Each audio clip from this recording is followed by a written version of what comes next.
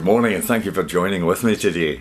I think you'll agree with me when I say to you, sometimes Jesus seems to ask the impossible. And classic is when he suggested that we should love our enemies. That's radical stuff. You know, when George Burns, remember him, the comedian, when he was 95, did a dinner in his honour. And one of the speakers said, what's so unusual about George is that in a profession that's so competitive, George does not have a single enemy. And the speaker then paused for a moment and said, they all died. You may remember the old story about the man who was told by the doctor he had rabies and that there was nothing medically to be done for him. The doctor then left, but then was worried and popped back in to check on his patient and found him writing something on a piece of paper. "And you're writing a will?" the doctor said. "No, says the man. I'm writing a list of people I want to bite." Yes, our papers carry stories all the time of people who have a grievance against somebody and they try to settle it by retaliating. Jesus suggested another way. We should love them. It's radical, it's out of the box stuff. You know, when Ken was about 18, his father died, and all of his life his father had owned a shop and people would get things in the tick. And after his dad died, his mum and he decided to run the business, and she opened up every morning, and after school he went down and worked until it closed.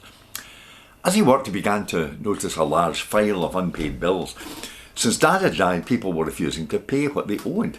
It was as if his death cancelled the debt, and that bothered Ken. Statements were sent and statements were ignored. Well, after a couple of years, Ken and his mum sold up, but they kept those debts in the hope that one day they might be paid. And then another year went by, and then another. One Sunday afternoon, Ken's mother walked into the room with those debts in her hands and said, "Son, those debts are eating me up. I've decided to do something about them."